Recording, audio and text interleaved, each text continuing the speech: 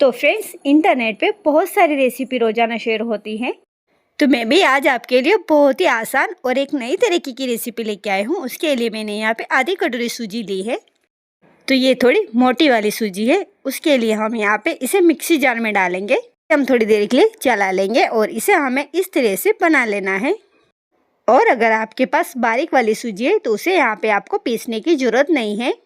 इस सारी सूजी को हमें यहाँ पे एक बड़े कटोरे के अंदर निकाल लेना है। तो हमने यहाँ पे आधी कटोरी सूजी ली है। उसके लिए हम यहाँ पे आधी कटोरी छाछ का यूज़ करेंगे। आप चाहो तो यहाँ पे दही का भी यूज़ कर सकते हो। अब सूजी और छाछ को हमें यहाँ पे अच्छी तरह से मिला लेना है और इसे हम थोड़ी देर के लिए साइड में रखेंगे ताकि सूजी वो अच्छे से फूल कर रेडी हो जाए। तो फ्रेंड्स, रेसिपी में आगे बढ़ने से पहले यहाँ पे मैं आपको याद दिला दूंगी, अगर आपको आज की मेरी रेसिपी जरा सी भी पसंद आए तो मेरे चैनल को सब्सक्राइब जरूर करें। तो 5 मिनट बाद हम यहाँ देखते हैं कि सूजी है वो काफ़ी थिक हो चुकी है, यानी कि अच्छे से फूलकर रेडी हो चुकी है। अब इसके अंदर हम एक उबले हुए आलू को ग्रेट करके डालेंगे और इसी के साथ में हम यहाँ पे 2 बारीक कटी हुई हरी मिर्च भी डाल देंगे और आधे चम्मच जितना हम यहाँ पे कसूरी मेथी क्रश करके डालेंगे। अगर आपके पास कसूरी मेथी नहीं है तो आप यहाँ पे हरे धनिया का भी यूज़ कर सकते हो। अब मसालों में सबसे पहले हम आधा चम्मच कुटी हुई लाल मिर्च डालेंगे और स्वाद अनुसार नमक डाल देंगे। इन सभी चीज़ों को हमें यहाँ पे सूजी के अंदर मिला लेना है। तो फ्रेंड्स, यहाँ पे आपको ध्यान रखना है न तो हम यहाँ पे अब पानी का यूज़ करेंगे और ना ही और कोई छाछ का यूज़ करेंगे। अब नाश्ते के अंदर बाइंडिंग लाने के लिए हम यहाँ पे 3 छोटी चम्मच गेहूं का आटा डालेंगे। लगभग ये आधी कटोरी आटा है। अब आटे को भी हमें यहाँ पे मिला लेना है।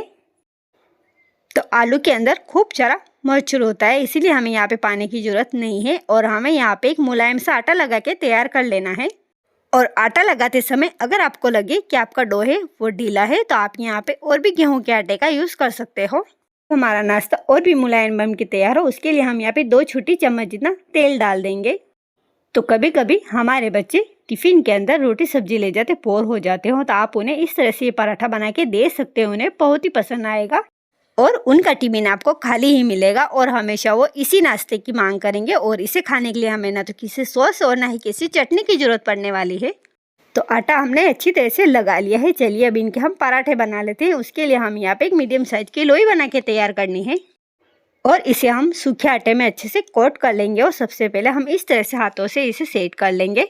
अब आप इसे बेलन की सहायता से बेल सकते हो और रोटी की साइज बड़ी छोटी आप आपके हिसाब से रख सकते हो।